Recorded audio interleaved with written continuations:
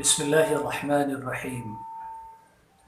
الحمد لله رب العالمين، والصلاة والسلام على سيد المرسلين ومن تبعهم بإحسان إلى يوم الدين، أما بعد.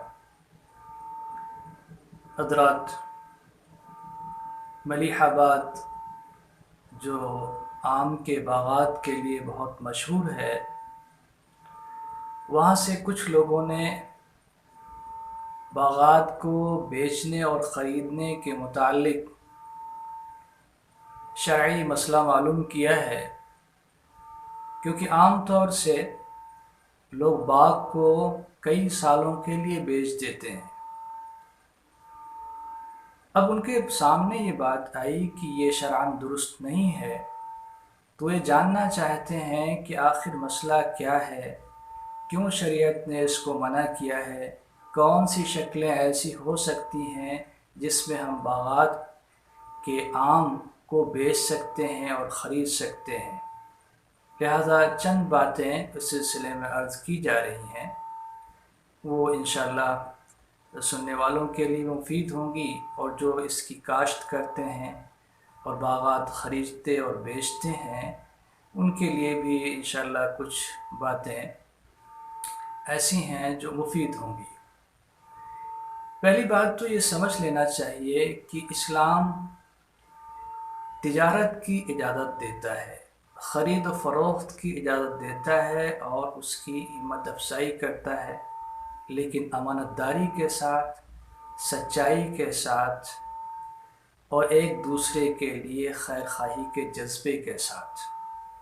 کسی کو دھوکہ نہ دیا جائے، کسی کے ساتھ فراڈ نہ کیا جائے، صداقت اور امانت داری کے ساتھ خرید و فروخت کی جائے، یہ اسلام کا اصول ہے۔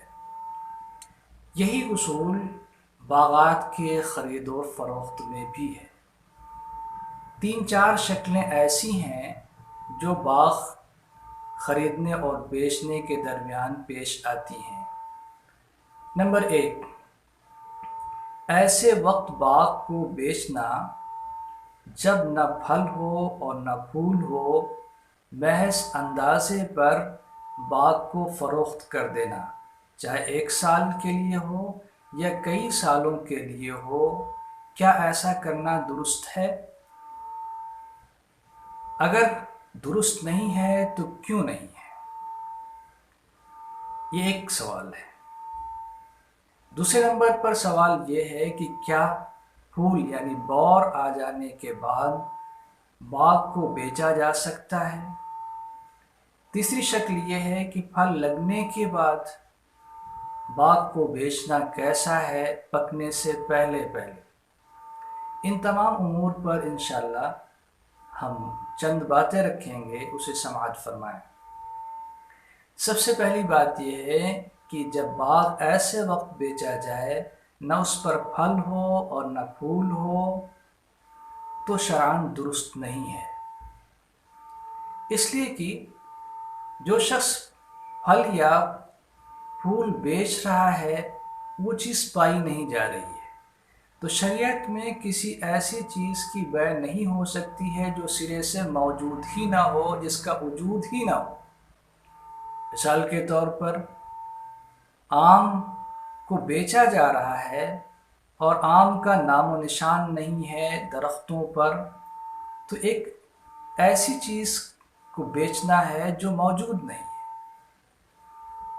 اب ایک اندازے کے مطابق لوگ بیچتے بھی ہیں اور خریدتے بھی ہیں، اس میں کبھی ان کا قیاس اور اندازہ صحیح ہوتا ہے اور کبھی غلط ہوتا ہے، تو دو میں سے ایک کو نقصان ہوتا ہے۔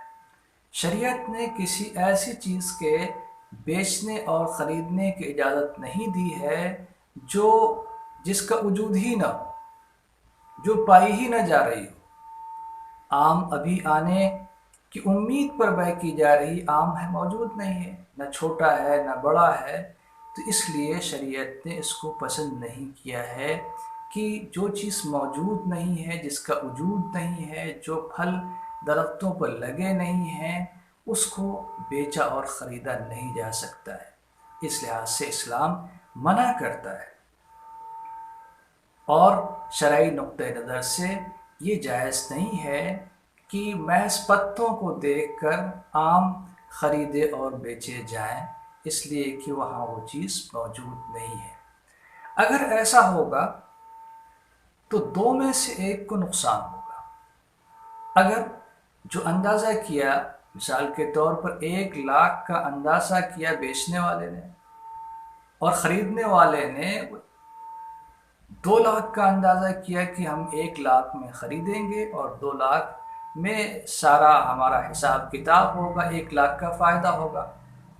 لیکن ایسا ہو سکتا ہے کہ 2 کے بجائے وہ 3,00,000 کا اس میں آم آ جائے، تو بیچنے والوں کو نقصان ہوگا۔ اس کے برخلاف ایسا بھی ہو سکتا ہے کہ خریدنے والے نے 2,00,000 کا اندازہ لگایا کہ ہو سکتا ہے 2,00,000 کا آم آئے، لیکن اس میں 25,000 روپے کا بھی آم نہ آئے، تو خریدنے والے کو نقصان ہوگا۔ ایک جوئے کی سی شکل بن گئی کہ جس میں جو چیز موجود نہیں ہے اس کے بارے میں خرید و فروخت ہو رہی ہے، اس کو بیچا اور خریدا جا رہا ہے۔ اسلام اس کی اجازت نہیں دیتا ہے۔ اس لیے بغیر پھل لگے ہوئے محض درختوں کو دیکھ کر، پتوں کو دیکھ کر آم کی خرید و فروخت یا آم کے باغات کی خرید و فروخت شرعاً درست نہیں ہے۔ ایک شکل تو یہ ہوئی۔ دوسری شکل یہ ہے کہ جب اس میں پھول آ جائیں، بور آ جائیں، کیا ایسی شکل میں باغ کو بیچا جا سکتا ہے؟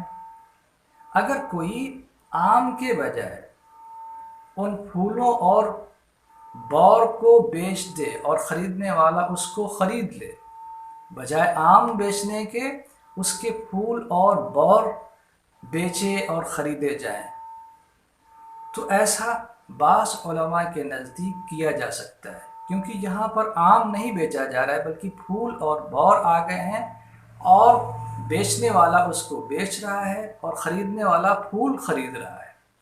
تو ایسی صورت میں یہ خرید و فروخت درست ہو سکتی ہے کچھ علماء کے نزدیک، لیکن بہت سے علماء ایسے ہیں جو اس کو بھی ناپسند کرتے ہیں۔ بہرحال پھول بیچے جا رہے ہیں اور پھول خریدے جا رہے ہیں۔ بیچنے والے کے ذہن میں بھی یہ بات ہے کہ جو ہم پھول بیچ رہے ہیں اس میں پھل آئے گا، پھل اس لائق ہو جائے گا کہ اس کو بیچا جا سکے، تب توڑے جائیں گے۔ اور خریدنے والے کے بھی ذہن میں یہ بات ہونا چاہیے کہ جن پھولوں کو ہم خرید رہے ہیں وہ صرف پھول نہیں ہیں، بلکہ وہ پھول کے پیچھے وہ پروان چڑھیں گے اور ان میں پھل لگیں گے۔ جب دونوں کے درمیان سمجھوتے کے تحت وہ پھول بیچے اور خریدے جائیں تو یہ بیع ہو سکتی ہے، کیونکہ اس میں کوئی ایسی چیز نہیں ہے جس کو چھپایا جا رہا ہو، اور کوئی ایسی چیز نہیں ہے کہ جو پھولوں کے علاوہ کوئی چیز ہو۔ وہ کہیں کہ میں پھول بیچ رہا ہوں، وہ اگر کہیں کہ میں پھول خرید رہا ہوں، تو یہ تو بیع درست ہو سکتی ہے کچھ علماء کے نزدیک۔ اور تیسری شکل یہ ہے کہ جب آم لگ جائیں، درختوں پر چھوٹے آم لگ جائیں، تو اس کو دیکھ کے اندازہ کر کے بیچنے والا بیچ بھی سکتا ہے اور خریدنے والا خرید بھی سکتا ہے۔ اور خریدنے اور بیچنے والوں کے درمیان ذہن میں یہ مسئلہ ہونا چاہیے کہ اس جو چھوٹے آم دکھائی پڑ رہے ہیں وہ پکنے کے قریب پہنچ جائیں گے، اس لائق ہو جائیں گے کہ ان سے فائدہ اٹھایا جا سکے، تبھی وہ توڑے جائیں گے۔ تو اس طریقے سے 3-4 شکلیں بنتی ہیں اس کی۔ پہلی شکل یہ ہے کہ اگر پھل اور پھول میں سے کوئی چیز موجود نہیں ہے تو محض درختوں کو دیکھ کر، پتوں کو دیکھ کر آم کو خرید اور فروخت کرنا درست نہیں ہے، کیونکہ آم موجود نہیں ہے۔ جس چیز کا وجود نہیں ہے، جو معدوم ہے، اس کی خرید و فروخت اسلامی اعتبار سے درست نہیں ہے۔ دوسری بات یہ ہے کہ اگر پھول کی بیع کر رہا ہے کوئی، تو یہ وضاحت ہونا چاہیے کہ ہم آم کے بجائے پھول کو بیچ رہے ہیں، اور خریدنے والا بھی کہے کہ میں آم کے بجائے پھول کو خرید رہا ہوں، تو وہ درست ہو سکتا ہے۔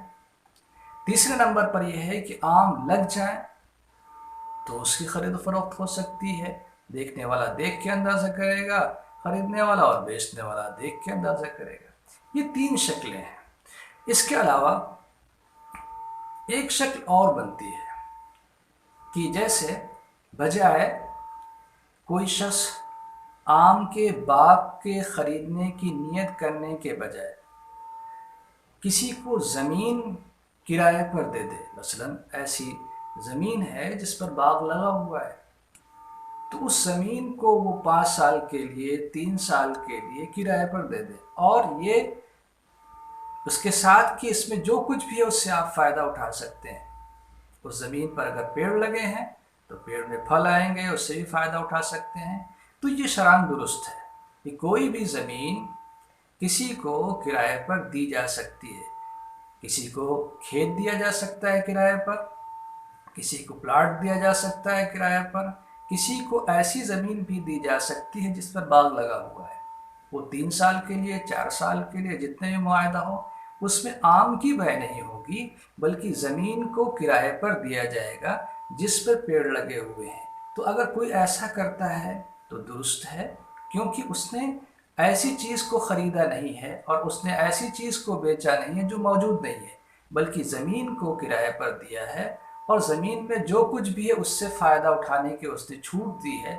چاہے اگر آم کے پیڑ لگے ہوئے ہیں تو اس پہ پھل آئیں گے تو اس سے پھل سے بھی فائدہ اٹھایا جا سکتا ہے، اور اس طریقے سے کرائے پر کئی سالوں کے لیے زمین دی جا سکتی ہے۔ لہذا آم کی خرید و فروخت کئی سالوں کے لیے تو نہیں ہو سکتی، لیکن زمین کو کرائے پر دیا جا سکتا ہے۔ ہمیں امید ہے کہ جن لوگوں نے اس مسئلے کو پوچھا ہے ان کے ذہن نشین ہو گئی ہوگی یہ بات، اور انشاءاللہ اللہ تعالیٰ ہمیں اور آپ کو اللہ سے دعا کرنا چاہیے کہ اللہ تعالیٰ ہمیں اور آپ کو صحیح راستے پر چلنے کی توفیق عطا فرمائے اور شریعت کے مطابق عمل کی توفیق